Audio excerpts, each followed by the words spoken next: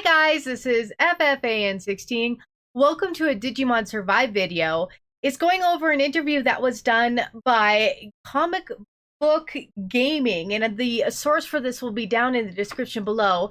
They interviewed the producer, Kazumasa Habu, on regards to Digimon Survive, and they went through a few questions. And what I really want to do here, because I found it super interesting and it got me really excited, is go over the key points that I found from the interview. And if you want to read the whole thing, again, the source is down below. Please go give the original article a view. So I've got my notes all jotted down here. So what I wanted to go through is just some things that he touched, and it does outline a little bit more of the game from his perspective and how Digimon Survive came to be. So they had the Tokyo Toy Expo, and there they showed off the new Vital bracelets, the new V-Pets, and they also had Digimon Survive demo booths there, which honestly, totally jealous. I wish we could get a demo for this game, but we're less than 2 weeks away, but we just need that digital copy to come out. So I'm just going to go through the notes that I have here and discuss it a little bit with you guys of my thoughts and feels. He goes through how he's just amazed by the fan support for Digimon Survive, and it uplifts him, in my own words, to the future of possible Digimon games. This is great. Digimon's getting such a really good resurgence in its popularity, and it just makes me so happy to see this. I've been a long-standing Digimon fan, and I've just watched it sitting in the back weeds, waiting to make its day. And we're finally here, guys. Excitement for Digimon is good, and I love it. Keep the community going. So he's really looking forward to making future Digimon games. He does state that when he was making Digimon Story Cyber Sleuth, that the concept of Digimon Survive started coming into his brain. And I thought this was really cool. He was already starting to work on that next game while he was working on Cyber Sleuth. And he wanted this game to focus more on the grown-up audience. He goes on to the kids that were kids back when the original series aired, Digimon Adventure, are now adults. And he wanted Digimon Survive to be more focused on a more mature storyline and audience, which it doesn't mean that newcomers of all ages couldn't come to this game, but it is targeted towards more of the older fan base or the older gamer, new or existing in the digital universe. He goes on to say that he wanted to look at the bonds between the tamer and the Digimon. The Digimon represented the hearts of their tamer, their true self, and that this heart of the Digimon did not change no matter what evolution. Just the interaction between how the tamer, or the conversation between the tamer and the Digimon, would impact the evolution line of their partner, and how it would reflect the thoughts, feels, and worries and joys of their tamer. I thought that was really cool.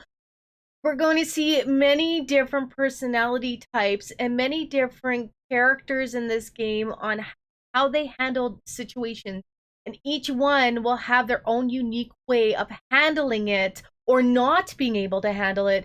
Their Digimons will reflect this. You're not only playing a single character in this game, but there's 8 playable characters with Digimon that you can use.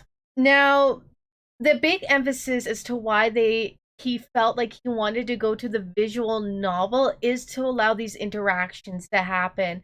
Your choices, your decisions will put you on the path of what's going to happen in this story. And depending on those choices, your game experience will change. He states action and responses will have a big impact. He does emphasize the word big on Digimon's growth and reasons why he wanted to go for this visual novel direction, which it's really awesome to hear where the producers and directors want to go with a video game. Choices are very important on the impact to the Digimon's evolution. So he goes on to like he's gotten a lot of feedback that this story seems very dark, and honestly I've heard that myself. I felt it myself that this does have a more heavier, darker tone than the previous Digimon games. And he goes on to state that that wasn't his true intention. He didn't want the game to be dark. He just wanted to bring in a more realistic human interaction with the digital world, on how himself or me myself in today's world would react if we saw monsters out in the real world. How not everyone is born to be a hero or chooses to be a hero, but they might just fall into it, or they might not become a hero because that is just not who they are. He wanted to explore that in this game, and this just excites me of all the different possibilities and branches we can probably do within this game. Monsters, again, are a reflection of their tamer. I think we'll be taking over for the majority of the game one of the tamers, but our interaction with the others will determine how their Digimon will digivolve. How once we all go into the battle, all of us will be there. We can control not only Agumon, but all the other Digimon within the 8 children or slash young adults that are part of the team. So focuses are what the Digimon are. So okay, so this is really interesting. They go in the interview because if you guys would have been watching some of my older videos in regards to the director interview that they did and the producer interview, and they interviewed a whole bunch of the staff in regards to Digimon Survive. And they go into this beautiful story about how Habu goes and talks to the original director or producer of Digimon Adventure and asks, what is Digimon to you? Because from most people's perspective, Digimon are digital coded monsters that came about in our digital age. And he actually went into a story about no, no, no, no. These are spirits that are yokai or any kind of mystical being in whatever lore you're from that have been with us forever. They're around us. They interact with us in many different ways, and they are influenced by us. And when technology came to be, that's when they could take almost corporeal form in digital code, and they moved into the digital world to make a life for themselves. And he found this very, very interesting. Habu then took that thought and said, okay, what if now regular day people like us run into these? We wouldn't know them as Digimon or call them Digimon.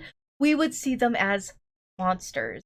And that's why in the game earlier on, the entities that we see and that we know as Digimon are referred by the children and young adults as monsters. And I really love this back lore history of how much he really wanted to learn the origins and the thoughts and feels of what Digimon is to the original creators of the anime. So he goes on and talks about just that human interaction with the monsters, how there might be the fear at first of these unknown entities, and the coming together with the Digimon and their tamer and learning about each other and the interaction with one another is going to be within this game. Your affection or lack of will definitely be a huge impact to stats, evolution, and the core game mechanics of Digimon Survive. So what I really found cool too in this interview is it's not you're playing a single character, that character is the hero, this is your partner Digimon, you interact with your party are separate characters, and their Digimon are not your partners, but they may join you, they may not. It's more like he states, and I could be interpreting this is my interpretation of the interview, that all 8 characters, their path is determined by the player, not by the person you're playing in the game. You'll be the reason why a certain evolution tree is met for the 8 different tamers and their Digimon. The story will revolve around your choices, not only between the partner and their Digimon, but the human to the human interaction. will this one Digidestin, I'm gonna call him that, or this one tamer like this other tamer? Your interaction with them will depict also your gameplay experience with them and their Digimon.